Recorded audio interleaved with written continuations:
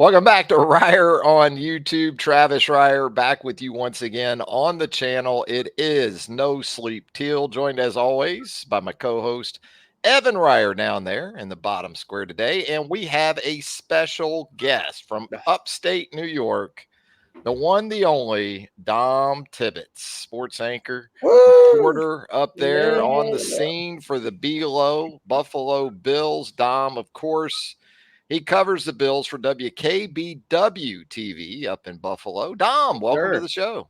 Fellas, thank you guys for having me. It's a big Reier family reunion. I always felt like every time I'd see you guys, I was a part of the Reier family. I was like a distant cousin that you really like to hang out with when Thanksgiving comes around. So I'm glad to be here. And it's our yearly, Evan and I do this almost every year now. It's like our yearly, the Bills Jaguars chat. It's just become a little almost like AFC South, AFC East rivalry between these two teams. It is one of those matchups that seems to happen more often than some of the other, like, I don't know how I know the NFL scheduling doesn't actually work like that. You play everybody at a, fairly consistent rate, but it just seems like we play the Bills every year. No, this time me and my father are going to travel up to Buffalo.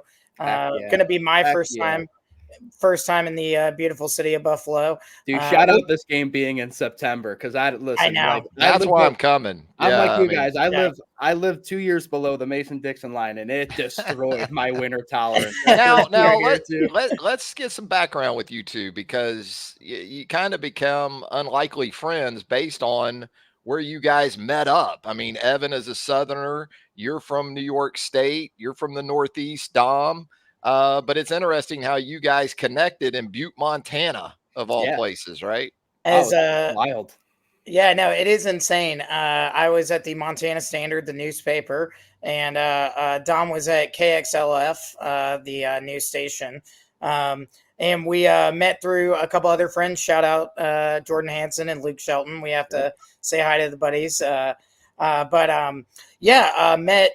honestly, it's been about 5 years since August.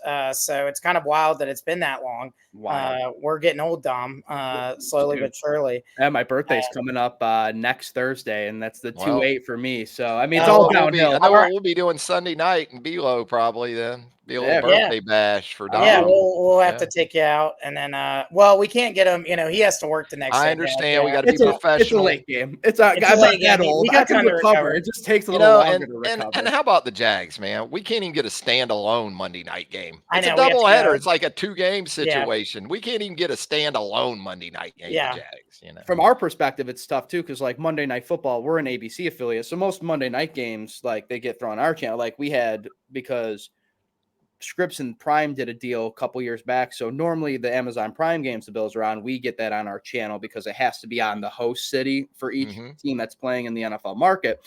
So normally this is like our game. It's a big advertiser for us. We're going to do our pregame show, postgame show. It saves us a lot of work, but I know like my bosses who sit in the offices next to me here, they weren't that thrilled about it too. So yeah, it's like a weird 7 o'clock kickoff game or whatever, staggered starts.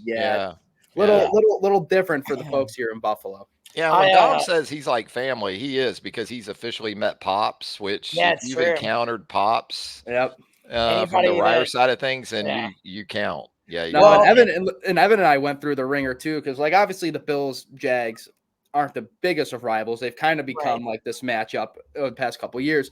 But the 2019 year, so it was like my second year in Butte, Evan had to tolerate the greatest year of LSU football of my life. It's true. Dom is an unlikely LSU fan, but he's an LSU guy when it comes to college football. But I'll say this, Syracuse, man, up there in upstate New York, Fran Brown coming in there. It's exciting. As a new head coach. Gets a win over Georgia Tech. Got that thing going a little bit up there at the Cuse. The Syracuse football fans, like my buddies who are diehard, and they need it. They deserve it. And I like what Fran's doing up there. I want to see him coach some bigger games, and I want to see what he is. But he's doing exactly, his post-game press conferences. Even I'm like fired up. I'm like, man, I'm ready for basketball season now. And that's probably what you need in that job, right? 100%. You got to have that kind of guy. You've got to convince, and you guys understand this as Bama guys, right? You've got to convince the kids that live down south or out west that typically sign with the LSUs, the Alabamas, whatever it may be. You've got to convince them that you get to play in a dome in the Northeast, in the ACC, and that's a better fit for you than it is playing football elsewhere, like in the SEC. Like, you have to bring in 4 stars and hopefully it's some 5 stars in there too. And Fran is the right guy to do it. I believe so. I just, we'll have to see how he does when he has to coach up against some really stiff competition. And not that Georgia Tech is a bad team by any. That was a great win for them. So I like what he's doing with Kyle McCord. So I'm happy. I just had too many losers growing up in my life, guys. That's why I could not be a Syracuse football fan. I would have put my head through that wall behind me. Well, I will say too that I know Dom has a soft spot for the Florida State Seminoles. Yes, worked in Tally. Worked in Tallahassee. It's kind of been a rough one. Big rough. You worked with Mike Norvell. I mean, you know that dude probably better than a lot of people, at least in a professional sense. But yeah, that's the tough scene. Florida and Florida State 0-5 against FBS competition. Insane. That's not good. I mean, I've been wanting to do this a bunch, and I can't. They're down bad. They're still favorited against Cal this weekend, which I think is hilarious. Cal is 3-0 with a win over Auburn, on the road. It is a dog to Florida State because maybe they could get right at any time, I guess. But my mortgage on Cal money line. The last little bit of context I think it's worth mentioning. Me and Dom, while Dom was working in Tallahassee, did attend a Bills Jaguars game in Jacksonville, which was one of the worst games probably in NFL history.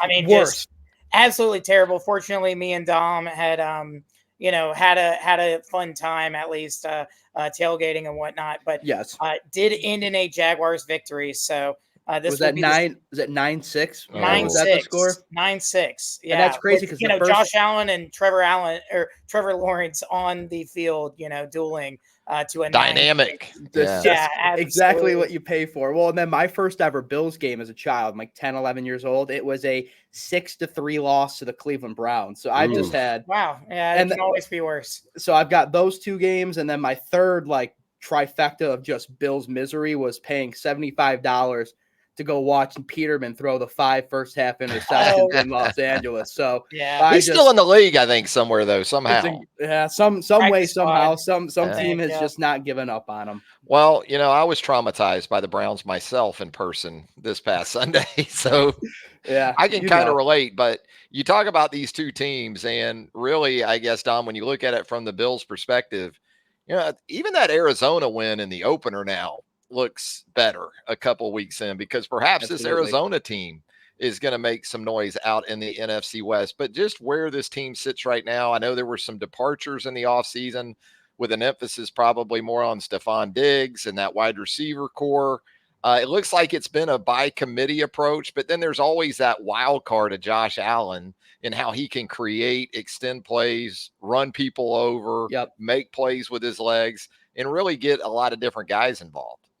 Yeah, I think that's the great thing the Bills will always have, is that you are never out with Josh Allen, because the guy can flip a game upside down and 180 it, as we saw with Arizona, because that is literally what the Bills needed to pull out that comeback win against Arizona, was Josh Allen to do Josh Allen things. But then you saw the hand injury, which I do think, I don't think obviously it hampered his ability, but it definitely hampered his thought process of taking some of those runs and getting out of the pocket a little bit. I was down in Miami for that game, and you could definitely tell he was a little bit more hesitant with his run, sliding a little bit early, isn't putting the shoulder down, which Sean McDermott, big fan of watching his franchise quarterback take a slide in that kind of style too. So the by committee approach has been the thing we've heard all offseason, all training camp, which is the everybody eats. You're going to hear that a lot with the Bills. That's what offensive coordinator Joe Brady has said time and time again with this offense, knowing that there is not a solidified wide receiver 1. It's this by committee approach that I think like a guy like Khalil Shakir, being his familiarity with Josh, has kind of stepped into. You're still waiting to see a little bit more from Keon Coleman, but he had a good showing when he was targeted with some big catches against Arizona.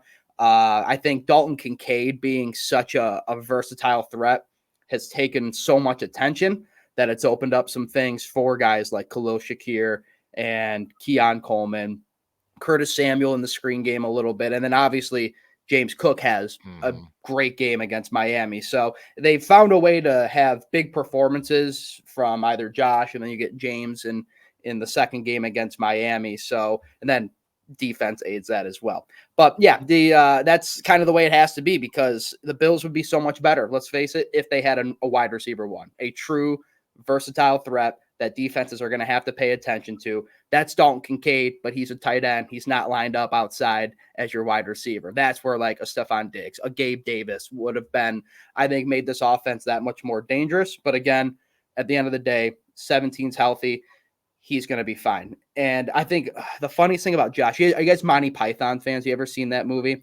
You know, like the scene where the knights are dueling and the one knight fails to concede after he gets all his limbs cut off. I legitimately think Josh Allen would have to lose both arms and legs and then maybe his torso, for him to be like, okay, you know what? I'll sit. I'm fine, actually. Yeah, you're right. We'll put Mitch Trubisky in there. Dom, You're always going to have a shot. Go ahead, Evan. Sorry, I was going to say, Dom, you were starting to lead into what my first question was going to be, which was, really through 2 games, it kind of feels like the Bills' offensive identity has shifted from last year.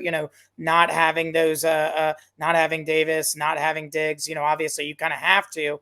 And it seems like James Cook is the focal point of this offense. It seems that the Bills are much more focused on running the ball traditionally at the moment, and it's working. And you also mentioned how defense complements that, of course.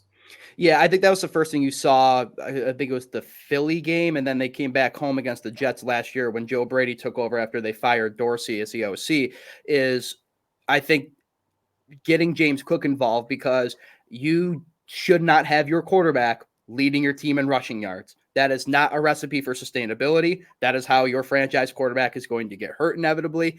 So James Cook being a focal point of this offense, I think, is a major factor for the Bills. And then obviously I take James Cook's performance too, which was great. He, did with what he was able to do, but he also had short field. Like the Bills offense had a lot of short field situations against Miami because their defense was really, really down packed against the Dolphins offense. So James Cook obviously benefited from that, but hey, at least he's making the best out of those opportunities, right? You could settle for 3 field goals there, and the way Tyler Bass is kicking the ball, that's unsure right now, So James Cook being a focal point of this offense is exactly what I think Joe Brady has always wanted to mix in, because again, you have to set up a run game, because if you don't, it makes everything way too predictable. You're just like, okay, find a way, spy Josh Allen. If you don't have the vertical threats of a Stephon Diggs, you're going to trust most secondaries to kind of match up on a Keon Coleman or Khalil Shakir, Mac Hollins. Like you got to find a way to diversify it. And I think that's one thing Brady has always done pretty well since taking the interim, now full-time. And James Cook, as you said, is going to be a huge point of that too. They also have help in the running back game too, like Ray Davis, the rookie out of Kentucky, has been really impressive offseason and training camp and has showed some sparks early. Ty Johnson, they love Ty as the backup guy. He had that big catch, obviously, with that Allen scramble in the Miami game as well. So there are pieces in that running back room, but without a doubt, it's James Cook's backfield until proven otherwise. There was a little bit of a railroad of sorts from Buffalo to Duval, it seemed like, in the offseason. Mitch Morse comes in, the former Buffalo center, to the Jags. You talked about, you guys did, Gabe Davis.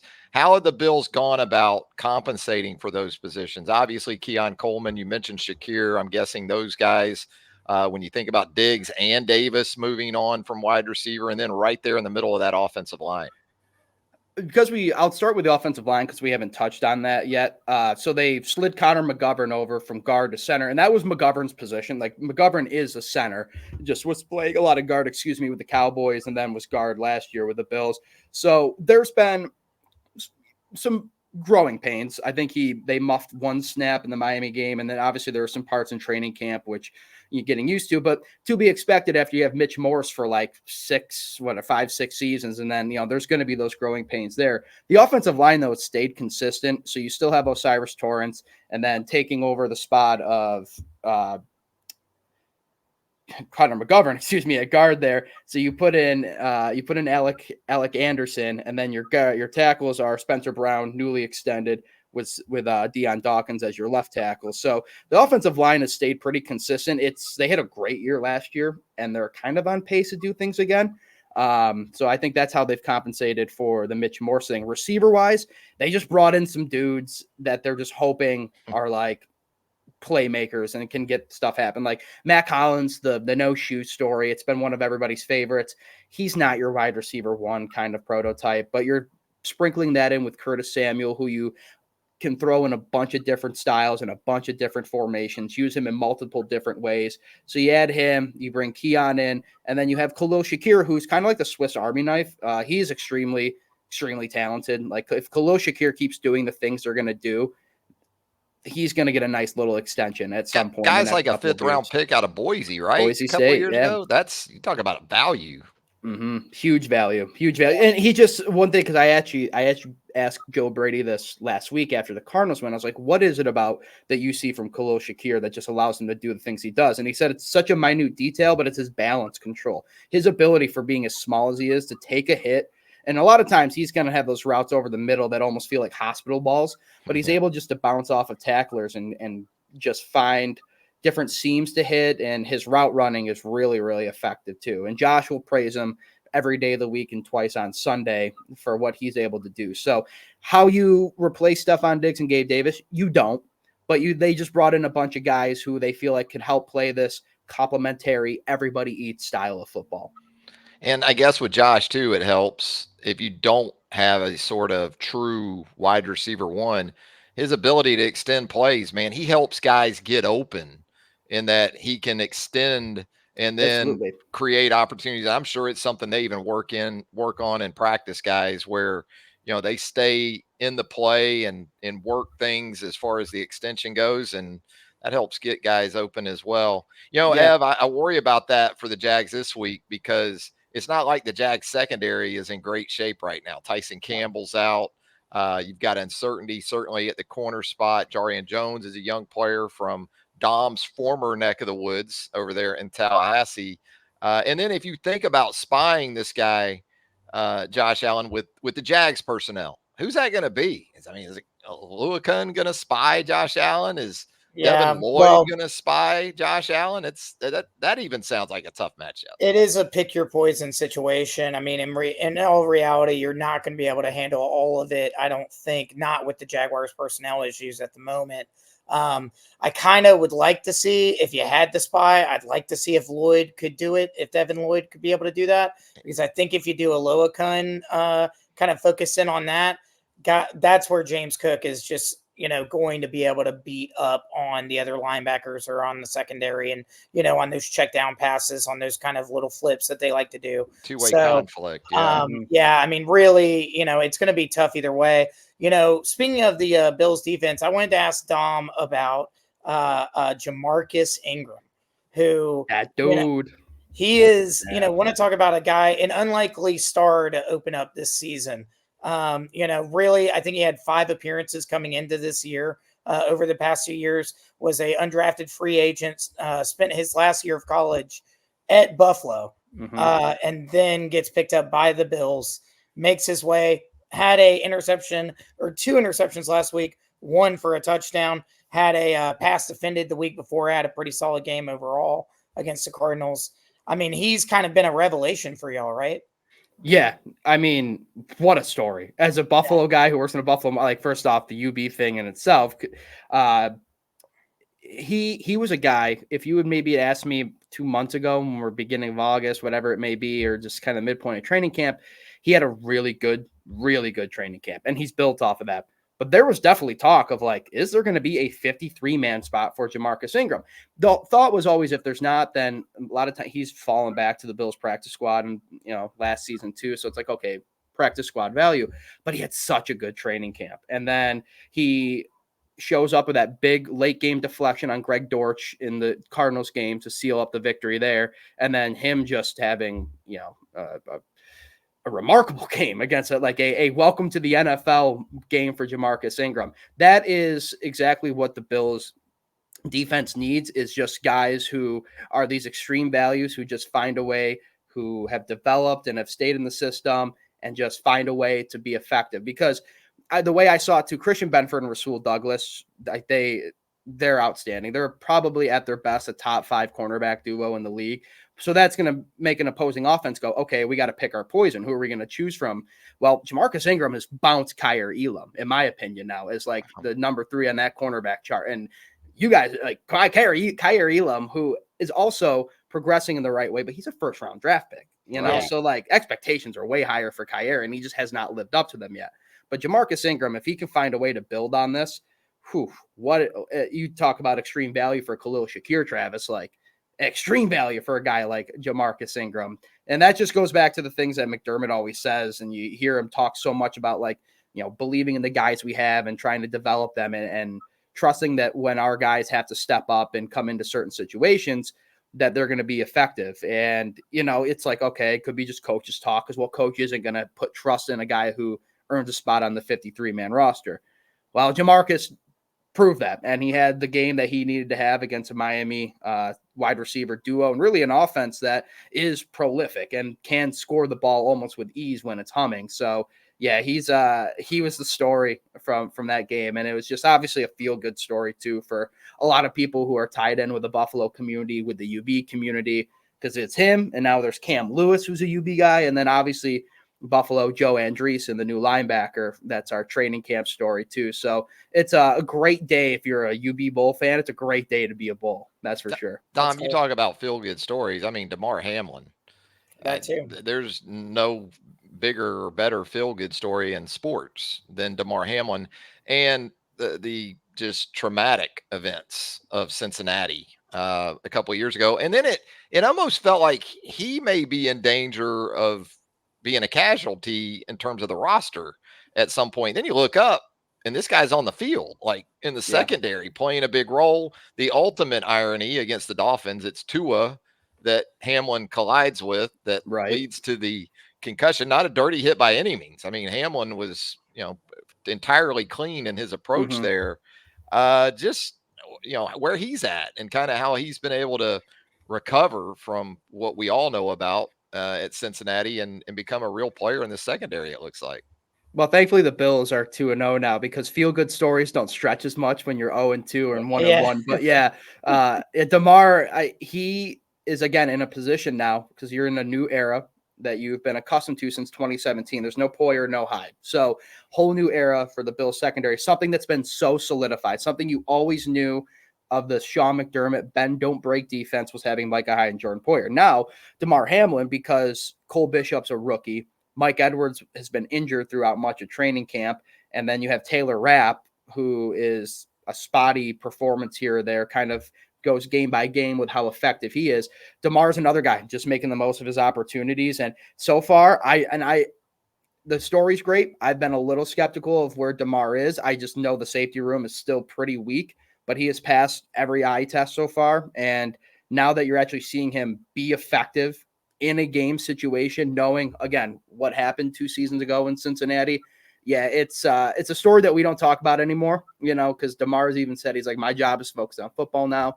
All that is in the past. But to know and I wasn't in Cincinnati, I was here watching the game, obviously, but for those who were in Cincinnati and those who were on the beat who were covering it, to go from what it was, watching a guy die and then having to, you know, perform CPR on the field to where he is now, remarkable for him. And it's a remarkable story for football. And he's making the most of his opportunities. And I can't not give him credit for that because he's definitely doing what he needed to do again against a very good Dolphins offense, very limited opportunities for guys like Tyreek Hill and Jalen Waddle. So he's doing what he needs to do. And the Bills should feel pretty good if they can continue to get the same sort of level of consistency from Damar Hamlin. Am I expecting an all-pro season from Damar? No, I'm not. But if you can get a level of consistency that keeps you in ball games, that limits, again, the bend, don't break mentality, then you're good. You're going to get what you need out of Damar.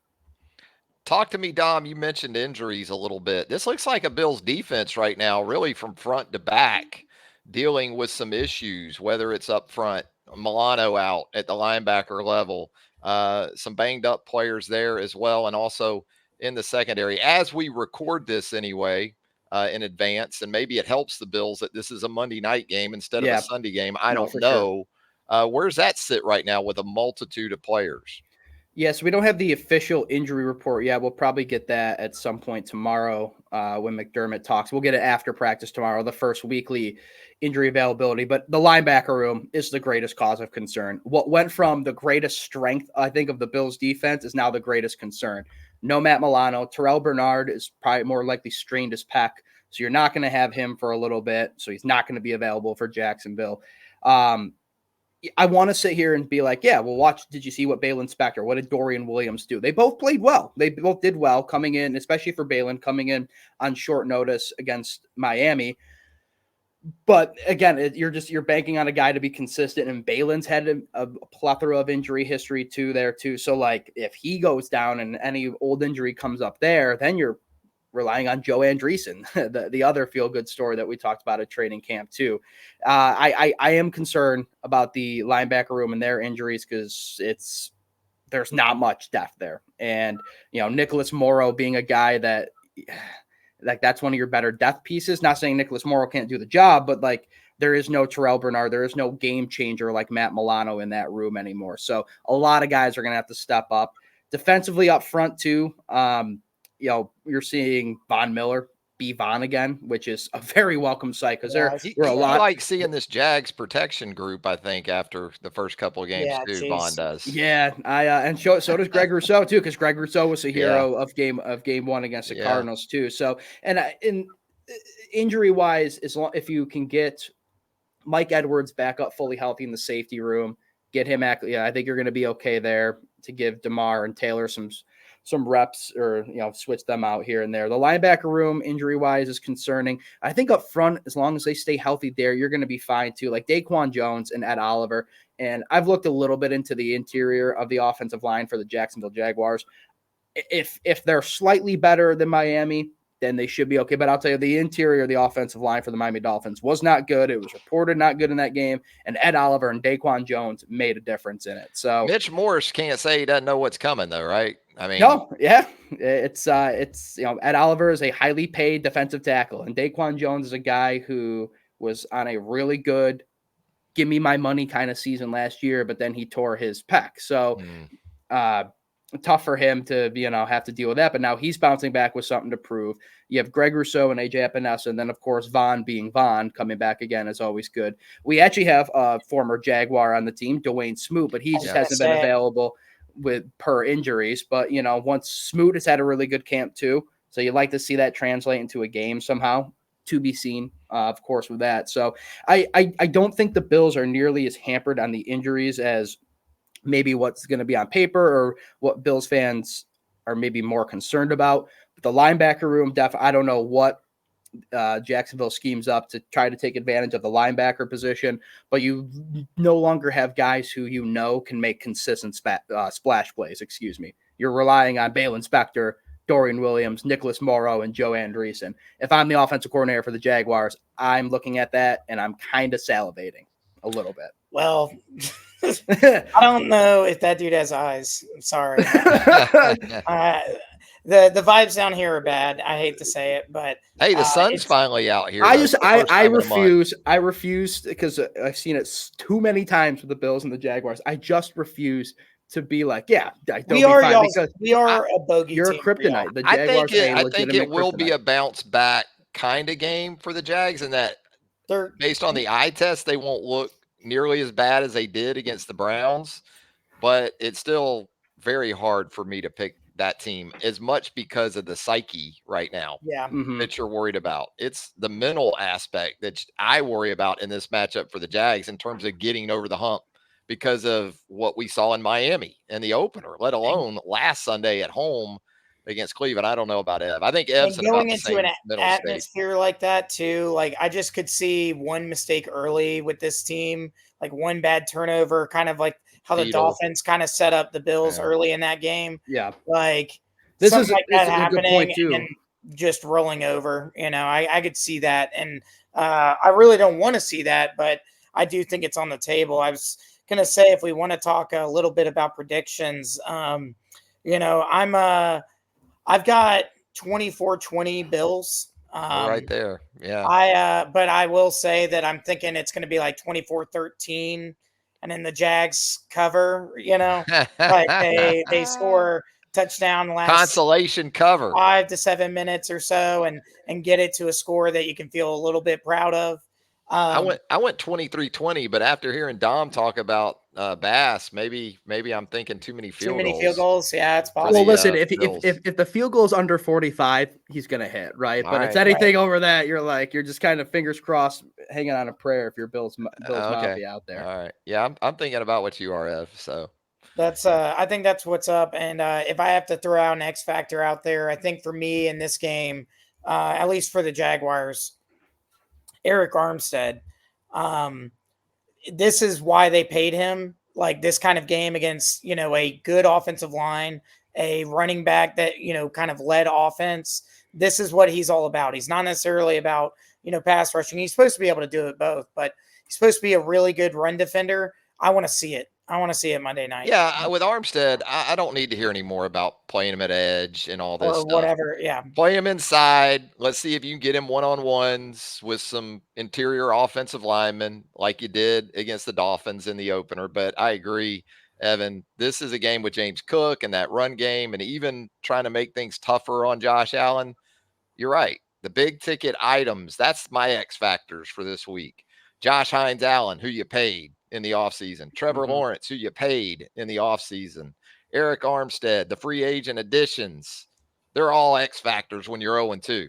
That's where everyone's going to look once they get beyond the coaching staff. So, Dom, let's hear yours from the Bills side of things. I want to preface it by saying we did not, guys, for the people watching, we did not give our predictions out, did not say anything. Yeah. I legitimately had the number 23-20. 23-20 Bills. Yeah, we're was all in my there. head. Legitimately had that because That just sounds like such an NFL score too, though, Yeah. right? Yes. I mean, it's be- like the prototype NFL score. because until the Bills put a Miami kind of hurting on the Jacksonville Jaguars, I refuse to believe that the Jaguars are just going to roll over because somehow, some way, I've seen it way too many times. Dom's been Duval'd in person. I have been Duval'd. I just seen it way too many times for me to get on this high horse and saying like the Bills are going to do blah blah blah. Now I actually would have felt better because the way I saw, I was like, okay, Bills lose to Miami, come back with a bounce back game Monday night in their atmosphere, and they are going to finally put it to the Jags. But now it's like, oh, letdown spot.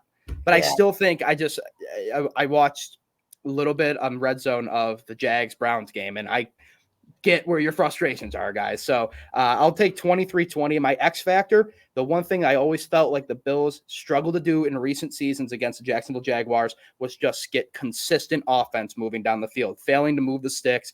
They get maybe midfield, and then all of a sudden you're trying to settle for 3 instead of getting the ball into the end zone. The best guy who does that better than anybody through the first 2 games is Khalil Shakir. So find a way to get Khalil Shakir the ball.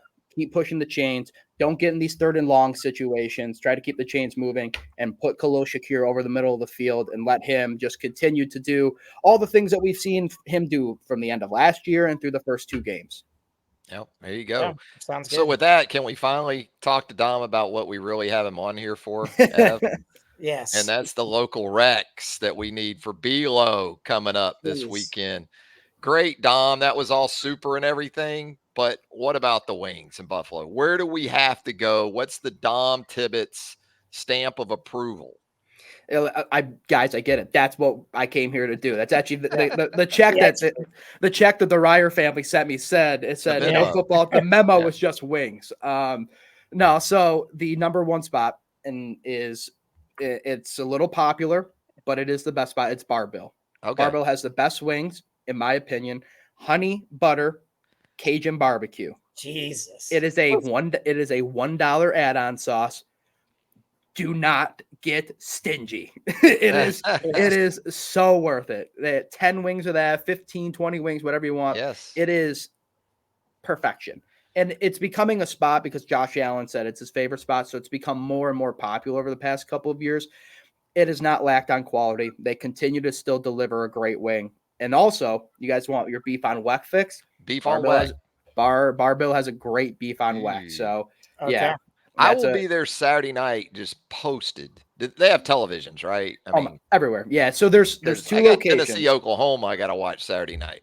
There's 2 locations. There's the north northern one, which is up in Clarence, which is like 25 minutes out from downtown Buffalo. So it's almost I like want the northeast part. the locals location for The Barville. locals location would be the original in East Aurora. Now, Okay. that is very small.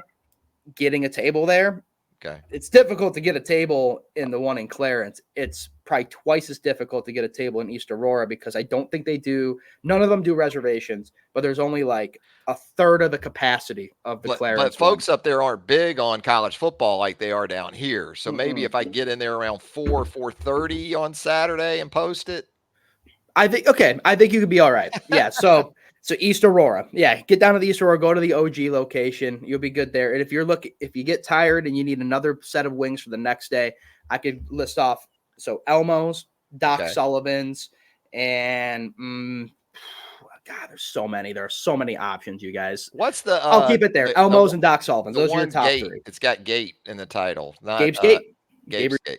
Also a good spot. A lot of people, some people are hit or miss on it. I had it once, thought it was get a very good wing. We're Airbnb in a historic area. I don't know. Is it Elmwood or something like that? I have to check, but yeah. No worries. Yeah. I was going to say, Dom, is there any other like food or beer culture kind of experience in Buffalo that you think is a must while we're there? Anything that, people talk about the wings, they talk about beef and weck. Is there anything else that's kind of worth mentioning? I think I'm a little biased. I think Syracuse, Utica, New York style pizza is way better than the Buffalo style pizza out here.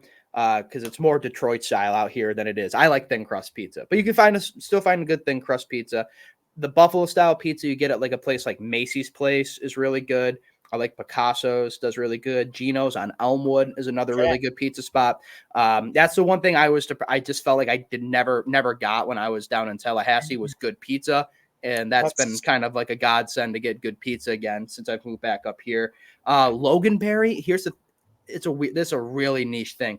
A lot of places do like Loganberry, like either seltzers or flavored beers or Loganberry infused dishes.